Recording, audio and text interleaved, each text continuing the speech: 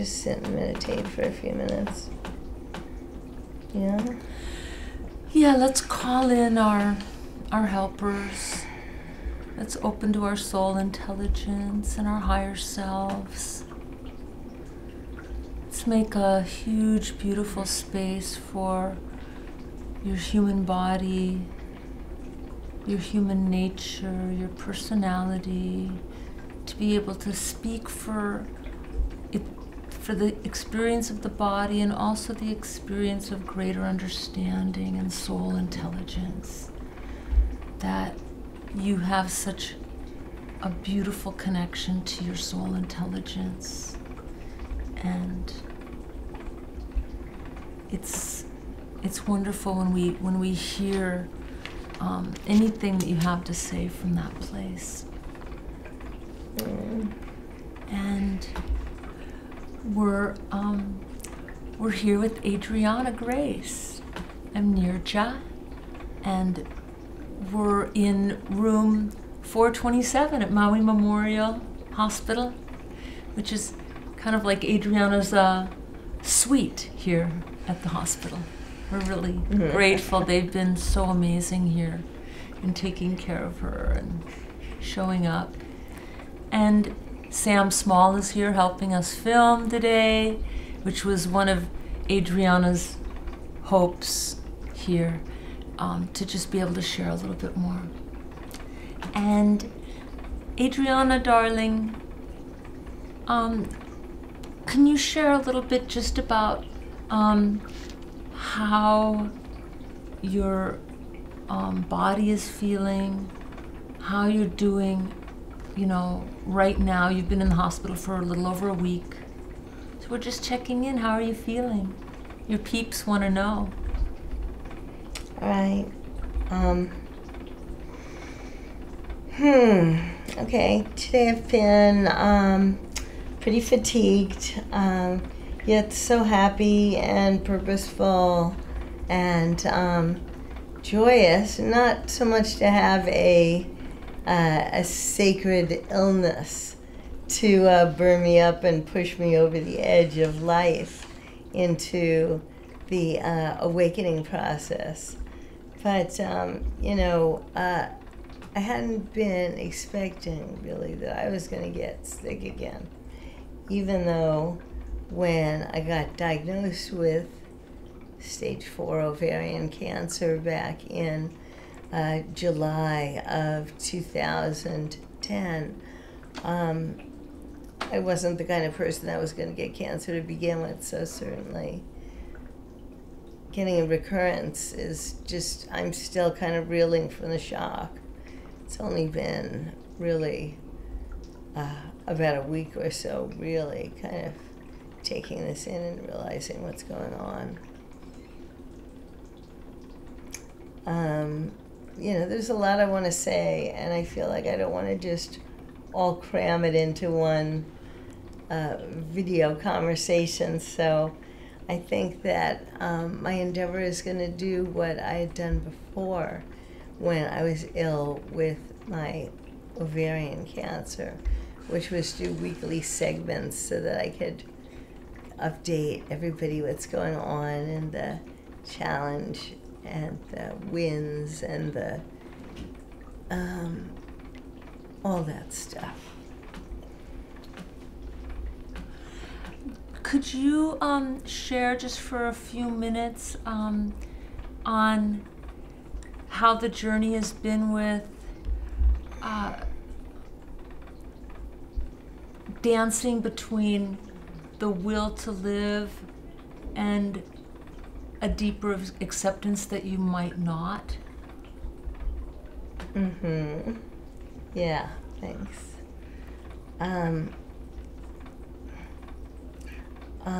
Over the past 3 months or so, it's been a particularly challenging time. Ever since the 2012 apocalypse was over, the sense was that things hadn't exploded into a whole new reality that much. But in fact, seems like for myself and many of the people I know, we've been experiencing more of a sense of challenge, disharmony in a sense of not really having the clarity about life, and that's kind of what's natural now. That's what we're supposed to be experiencing, is all of these cleansings and changings. But I would just say that with all of this, it made it feel so much more difficult than I was used to on Maui, that I was even asking what was next, and would I be taken if the time were right, and all of that. There was a sense that I had a difficult, a weight on my heart, and things not turning out the way I wanted them to. So I think what's going to end up happening is that I'm not going to know almost week by week how I'm doing for a while. That's what I imagine. So, but I think I'm so tired I can't do any more right now. Yeah, we'll take a little break. You can shut your eyes for a minute, okay? Okay. And we'll turn that bright light out for a minute. And okay. Yeah. Sometimes I can't even remember the question. I know. That's what's happening right now. You can put your feet down too, love.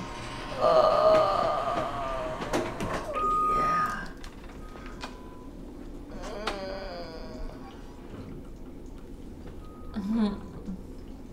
Oh, yeah. There we go. Oh, yeah. Oh, my God. Wow. Oh.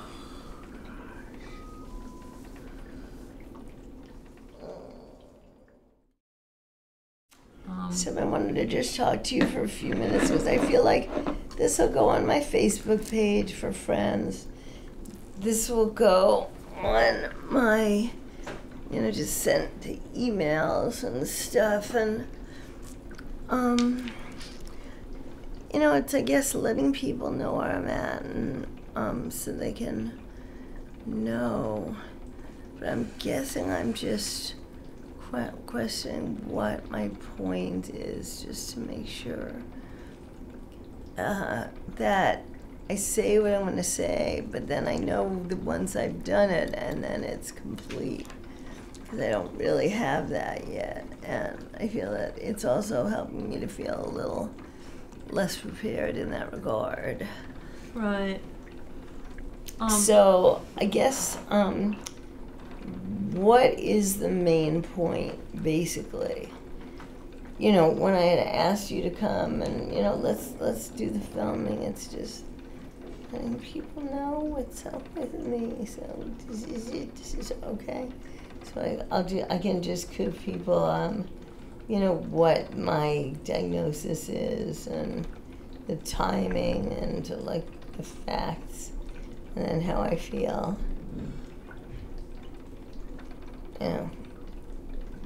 Besides, including all that. Yes, that you don't necessarily have to spend all that much time talking about your prognosis that the doctors have given you. It's more like in this moment, you had such an amazing career as an educator and as a teacher, and your devotion to sharing the depth of the human experience in all of its many colors and flavors was really a remarkable journey. And, is there a way to maybe share from just where you're at right now, how you're gathering the courage to face this big unknown that you're in? Where's the courage coming from? I've been so excited when I read all of the near-death experiences in the book form.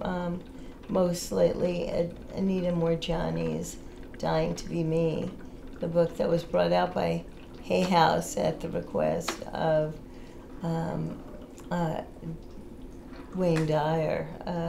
It's just such a powerful book. So I had read it months ago as well, and she's very clear in what she feels is some things that have happened to her and what the meaning of life, I don't know if it's the meaning of life, but just what we're doing here on the earth plane and the unique gift and not just responsibility, but the opportunity is to really live and be our magnificence.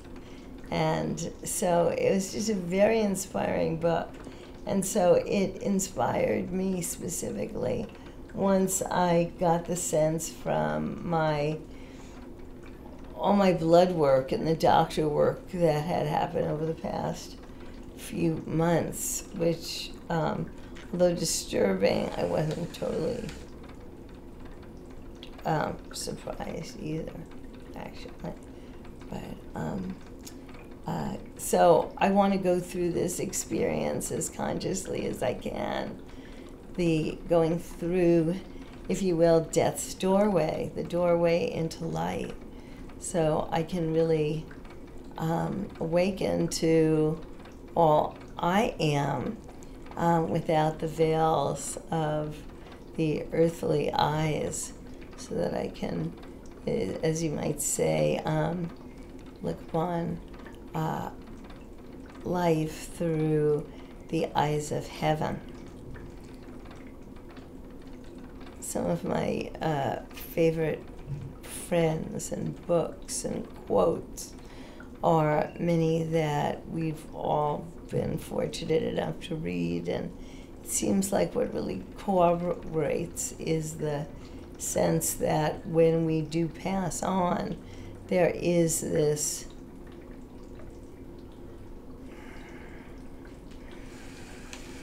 an upliftment and a place where we really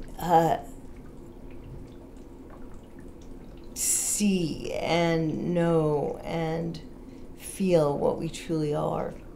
And there's nothing I find more interesting since I've looked for the 56 years that I've been alive to find the beauty of what I really am in this life, and the difficulties of not having it put out on a silver platter has been part of the challenge of the path, and it's also the test and the since the upbringing of the path, that kind of wise tutelage that makes it very difficult in a sense to learn these things that are available. But now, in this time, when I'm going to turn around the corner next week, or the week after, or the one after that, and what's going to arise for me is going to be, awakening into God's glory. So I'm hoping that all of the years that I spent preparing for it will allow for this transition and translation to be, an awakening into the glory. So I want to just do everything, I can to kind of document a bit, make it more clear for all of us, kind of while I'm going through the process. And so we're going to find postings for me every now and then as this process is going on. And I look forward to that. Are there waves of fear arising during the day as well? Or any anxiousness coming up about all this unknown and or known? Yeah, it would be certainly natural to be experiencing fear, I think. And although I do have the sense that I haven't been as afraid as I thought I would be when I got the word I was going to die, you know, there are definitely times when I do feel it. Yeah, sure. I mean, you know, the going into complete uncertainty. It's just amazing. Well, I've been really aware that you haven't needed to be on any sort of anxiety medication through this, which is unusual. It's actually unusual not to need to have any anxiety medication. Mm-hmm. You've really just been on your pain management and spirulina. Mm. So I think you've just been really displaying a lot of personal courage. Well, you know, really, actually, the doctors had recommended that I take antidepressants to also help me through these short-term but very strong life conditions that would be overwhelming at best anyway.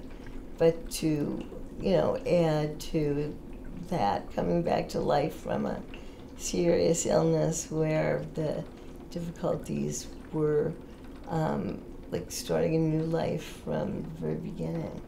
So, so I'm still definitely looked at as, you know, a work in progress, I think, here too. It's been great having Meryl here. Yes, Meryl is great. She's a wonderful younger sister of mine, and she's been learning and growing tremendously. I really appreciate that too. So that's it. Okay, that feels good. Is there? Oh, I have so many questions. Well, you can ask a question, Sam. You know, for not having been privy to your earlier videos and whatnot.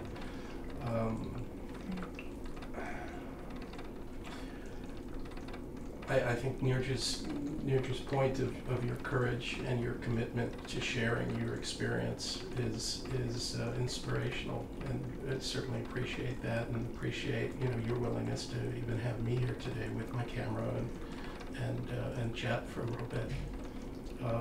You are, you know, in a unique position. People go through it. But most people don't have the skills to be able to communicate the way you do. And I appreciate, you know, that opportunity to dive in a little bit deeper.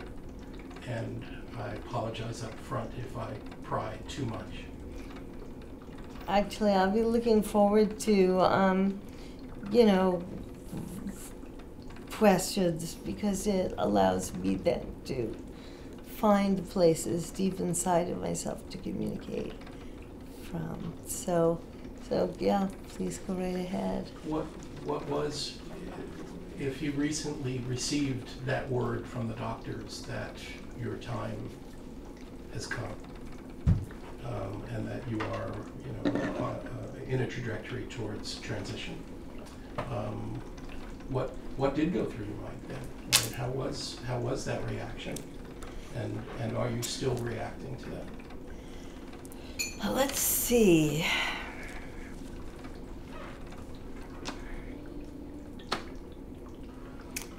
I'm trying to remember the sequence, because in fact everything does become something of a blur.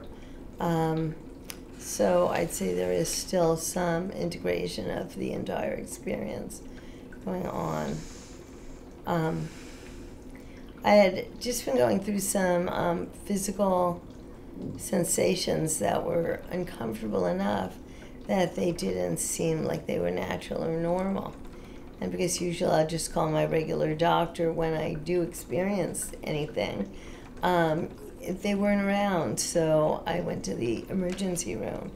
So by the time we were able to get me pretty much as diagnosed as I needed to be right now, I had visited the emergency room 3 times in about a week and a half and took a series of tests.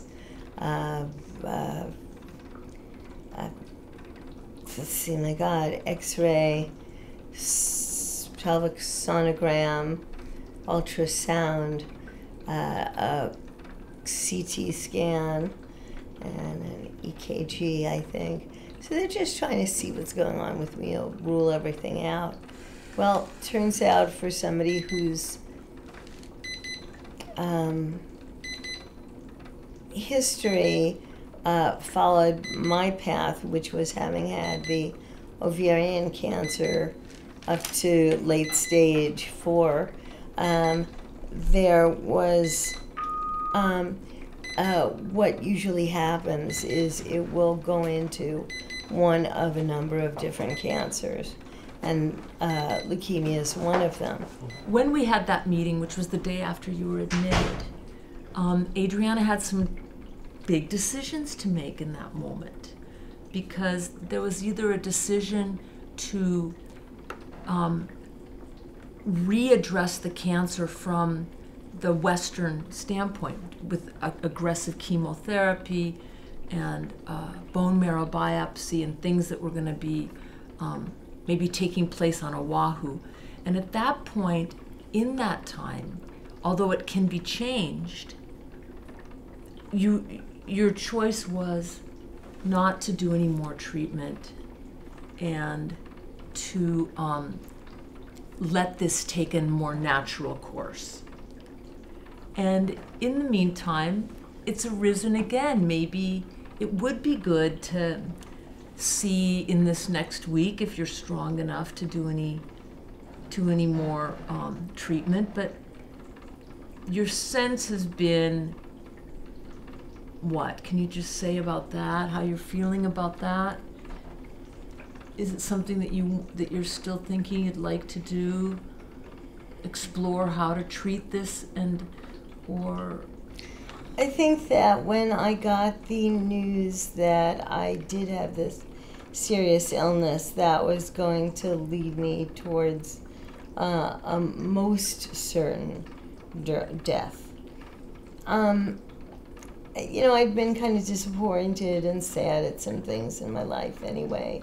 So I kind of just decided, you know what, maybe this is just great. Maybe it's my way out, my way of saying goodbye to life and not having to keep the difficulties going, so to speak. And so that's basically what I chose to go for. Now, in that, as I started feeling better, as people came around and have been expressing so much love, so much care, so much of a feeling of the contribution that I had made to their lives, some knowingly, but often unknowingly. It was a real wake up and stop and smell the roses and just see, my life isn't just about me, it's about all of us. And we're all arising together in this life experience. And so then it was, wow, maybe I am someone whose, mission, let's say, my role isn't quite done yet. So I'm revisiting all of this. I don't have a definite on that at all anymore right now. Mm-hmm. Yeah.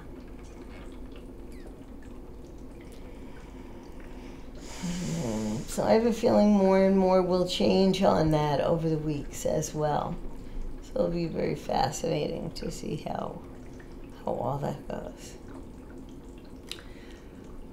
Good. Does it feel like you've had a chance to say goodbye to the people you wanted to say goodbye to?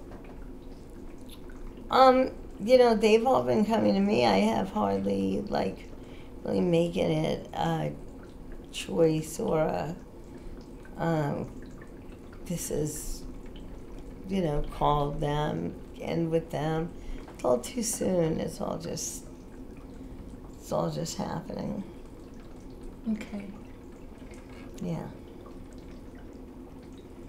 So I hope to continue on this conversation for the time that I have left and make some continued connections, and there may be some further discussing and wondering what's going on. So thank you so much. I've been just waking up again, it seems like, from having coming in and out of a sleep state. So thank you so much for having some time with us, and you know, your graciousness, your aloha. It's just beautiful. It's been one of the beautiful things to witness from my end. You know, you're really wanting to give a gift of insight and understanding. yes. Thank you, honey. Thank you, honey. Okay. Love Okay. you. Love you. Aloha.